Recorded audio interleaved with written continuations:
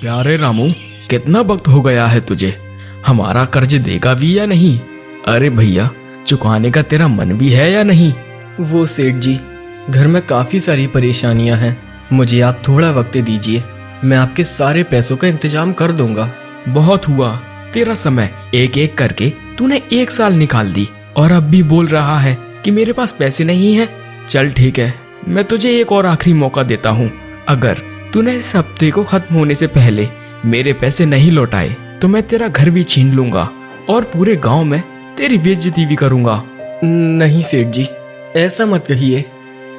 रामू उदास चेहरा लेकर वहां से चला जाता है।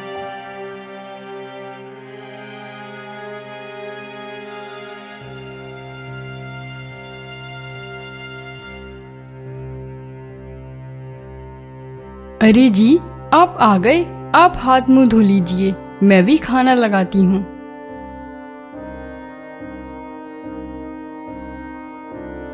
कुछ देर बाद माधवी रामू के लिए खाना लेकर आती है। वह देखती है कि रामू कुछ गहरी सोच में डूबा हुआ था। अरे जी, क्या हुआ? आज आप बड़े परेशान लग रहे हैं। सब कुछ ठीक है ना?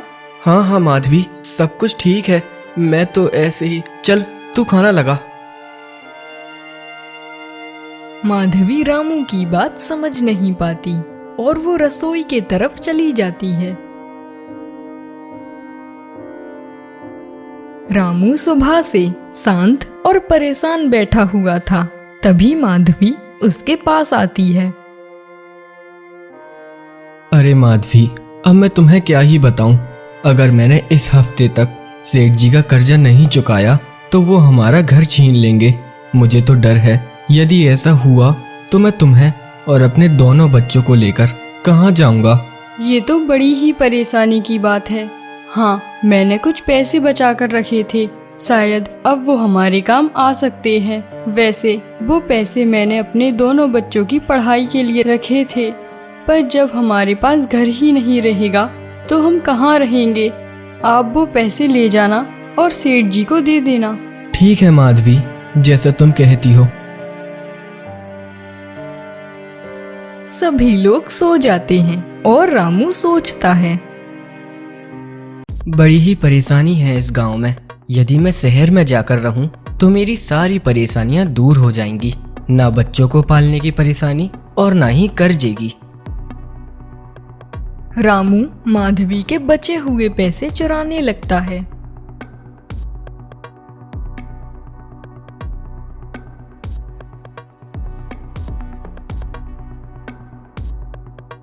मेरे बच्चों, मुझे माफ कर देना। अब मैं तुम्हारा बोझ नहीं उठा सकता।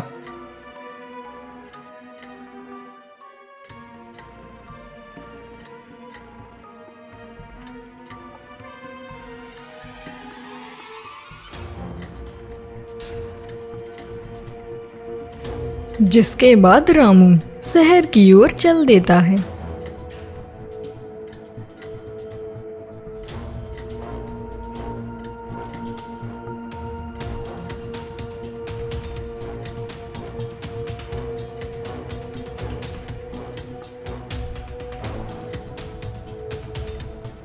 सुनिए जी, जल्दी आइए, हमारे सारे पैसे चोरी हो गए हैं।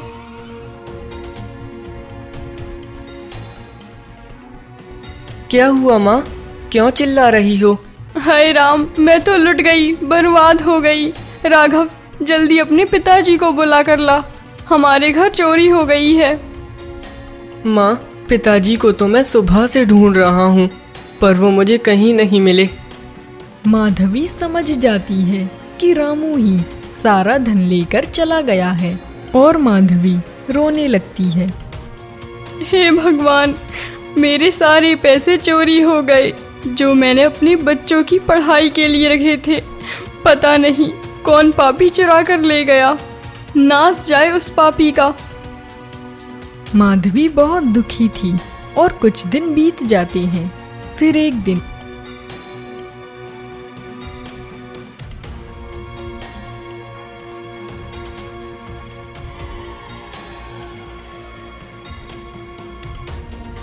अरे रामू, ओ रामू, घर के बाहर निकल।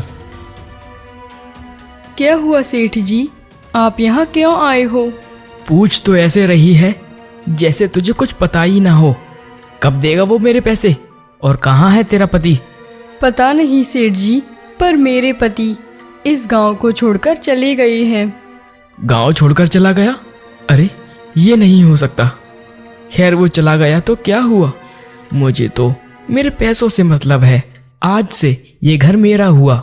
नहीं सेठ जी, आप ऐसा मत कहिए। मेरे 2 बच्चे हैं, मैं उन्हें लेकर कहाँ जाऊंगी?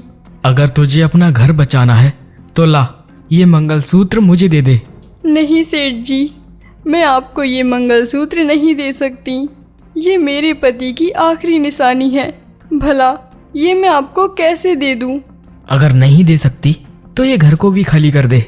नहीं नहीं सेठ जी, मैं आपको अपना मंगलसूत्र देती हूँ, बस आप हमारा घर मत छीनिए।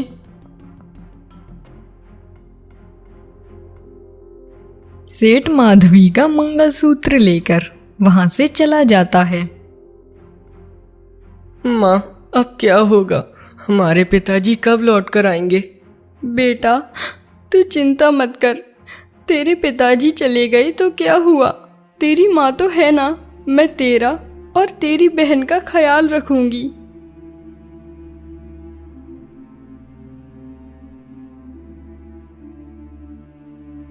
कुछ दिन बीत जाते हैं और माधवी लकड़ियां काटने जा रही थी। अरे माँ, आप कहाँ जा रही हो? बेटा, मैं जंगल से लकड़ियां काटने जा रही हूँ। राघव अपनी माँ के पास जाता है और माधवी के हाथों से कुल्हाड़ी छीन लेता है।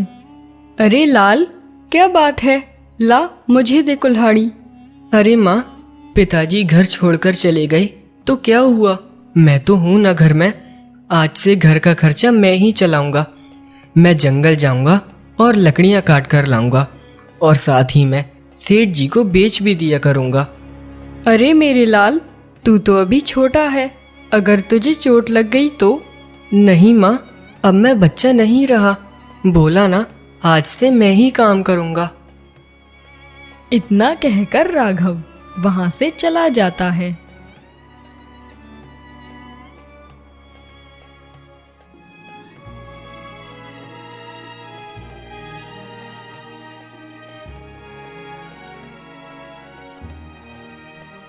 राघव जंगल से लकड़ियां काटकर सेठ के घर ले जाता है।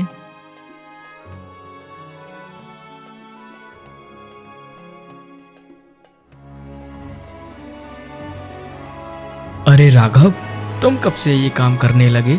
अरे सेठ जी, और क्या करूं? पिताजी के बाद घर का खर्चा तो मुझे ही चलाना होगा। ठीक है, लकड़ियां मुझे दे दे और मैं तेरे पिताजी से 100 रुपए में लकड़ियां खरीदता हूँ। उतने ही दाम में तुझसे भी खरीदूंगा।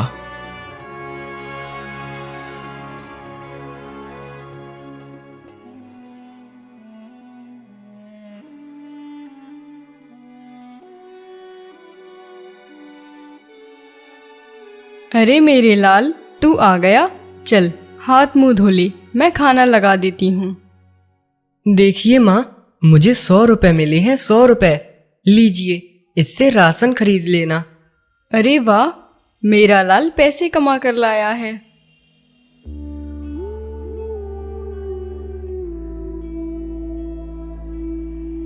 कई दिन बीत जाते हैं और अब राघव 24 वर्ष का हो जाता है और साथ ही में उसकी बहन रिया भी 20 वर्ष की हो गई थी।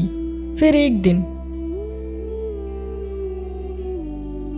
माँ, मैं काम पर जा रहा हूँ। ठीक है बेटा, जा। इतना कहकर माधवी चक्कर खाकर गिर जाती है। अरे माँ, माँ क्या हुआ? राघव और रिया अपनी माँ को लेकर अस्पताल जाती हैं। डॉक्टर साहब, अब मेरी माँ कैसी हैं? वैसे तो मैंने तुम्हारी माँ को दवा दे दी है, आगे भगवान जाने, कुछ कह नहीं सकते।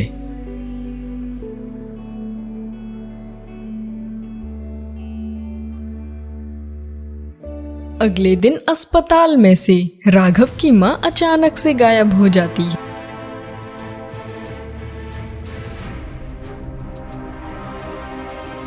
ये कैसे हुआ डॉक्टर साहब?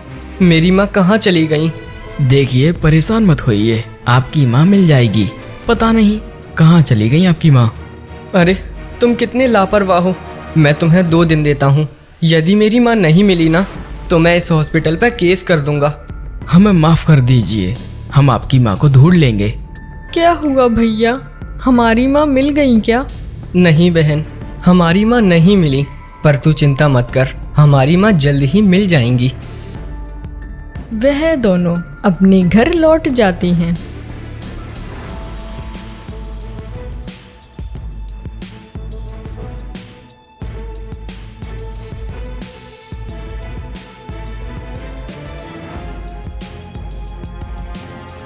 कुछ दिन बीत जाते हैं, परंतु राघव की माँ नहीं मिलती।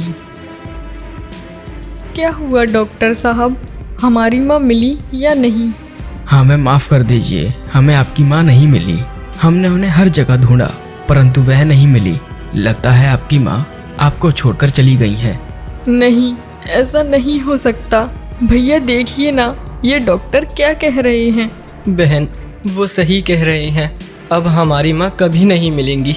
पर तू चिंता मत कर, तेरा ख्याल मैं रखूंगा। राघव की माँ ढूंढने से भी नहीं मिलती और यह एक रहस्य ही रह गया। कोई भी नहीं जानता कि राघव की माँ कहाँ गई। रिया, मैं काम पर जा रहा हूँ। यदि मुझे आने में देर हो जाए तो खाना खा लेना।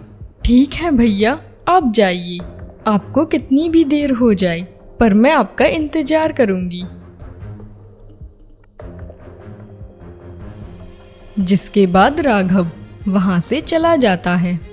रास्ते में राघव को उसके बचपन का मित्र शुभम मिलता है। अरे राघव, अरे सुबह सुबह कहाँ चल दिए? कहीं नहीं, बस काम पर जा रहा था। तुम बताओ, आज तुम्हें मेरी याद कैसे आई? अरे राघव, अरे मैंने सुना है तेरी माँ अस्पताल से गायब हो गई। क्या वो मिली? पता नहीं भाई, वो कहाँ चली गई, पर वो जहाँ भी होंगी सही सलामत होंगी। वो तो है। हाँ, मैं ये कहने आया था कि तेरी बहन अब बड़ी हो गई है। पिताजी ने उसके लिए एक अच्छा लड़का देख रखा है, बहुत संस्कारी है। तू कहे तो पिताजी उससे बात करें। अरे नहीं भाई, अभी तो मेरी बहन छोटी है।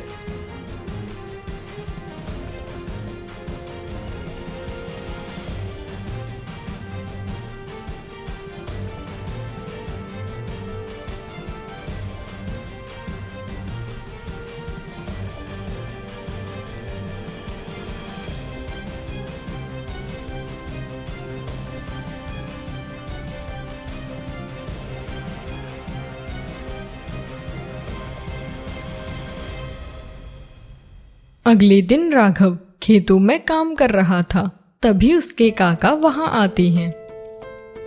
अरे राघव, ये मैं क्या सुन रहा हूँ? तूने अपनी बहन की शादी के लिए मना कर दिया? हाँ काका, अभी तो मेरी बहन छोटी है। जैसे मेरी माँ मुझे छोड़कर चली गई, मैं नहीं चाहता कि मेरी बहन भी मुझे छोड़कर चली जाए। अरे बेटा, बच्चे कब बड़े हो जाते हैं पता ही नहीं चलता। अब तेरी बहन 20 वर्ष की हो गई है। यदि तू अभी शादी नहीं करेगा तो फिर कब करेगा? और वैसे भी आज नहीं तो कल तुझे करना ही है ना। फिर उसके बाद तू भी तो अपना घर बसाएगा ना। तो मेरी बात मान, अभी कर दे। ठीक है काका, जैसा आप कहते हैं।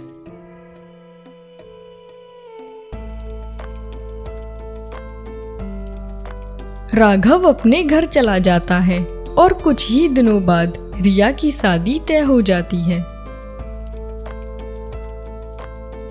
बहन, मैंने तेरी शादी की सारी तैयारियां कर ली हैं।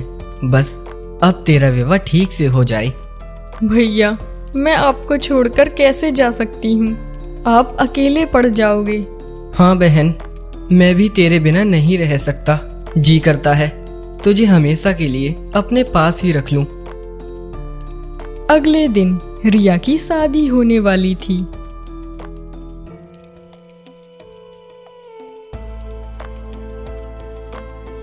जाइए, दुल्हन को बुलाकर लाइए। जा किशोरी, अपनी सहेली को बुला कर ला। ठीक है भैया, अभी जाती हूँ।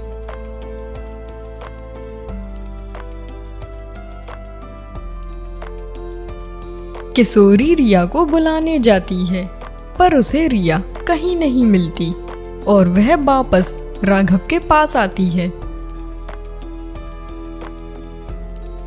भैया भैया, रिया अपने कमरे में नहीं है। मैंने उसे सभी जगह देखा, वो मुझे कहीं नहीं मिली। ये तू क्या कह रही है? तूने सब जगह देखा ना? जा ठीक से देख कर आ। मैंने सभी जगह देख लिया भैया, सच में नहीं है। राघव, किशोरी और शुभम तीनों मिलकर रिया को सभी जगह ढूंढते हैं, पर रिया कहीं नहीं मिलती।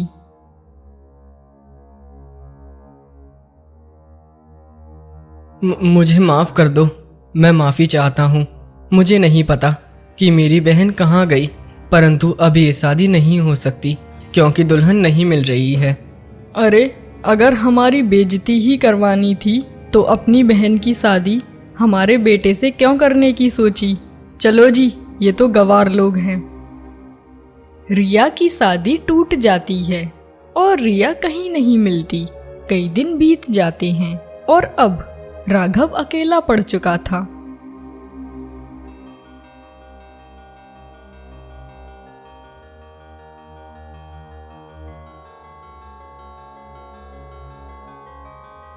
अरे बेटा राघव, तुम्हारी बहन मिली क्या? या उसके बारे में पता चला हो? अरे नहीं काका, मुझे नहीं पता कि मेरी बहन कहाँ गई। अब मुझे घर जाने दो, मुझे बहुत देर हो रही है। राघव के काका को उसका रवैया ठीक नहीं लगता और वो मन ही मन सोचते हैं, अरे इसकी माँ और बहन अचानक से गायब हो गए और इसे तो कोई दुख भी नहीं है। मुझे लगता है इसके पीछे कोई गड़बड़ है, मुझे ही पता लगाना होगा।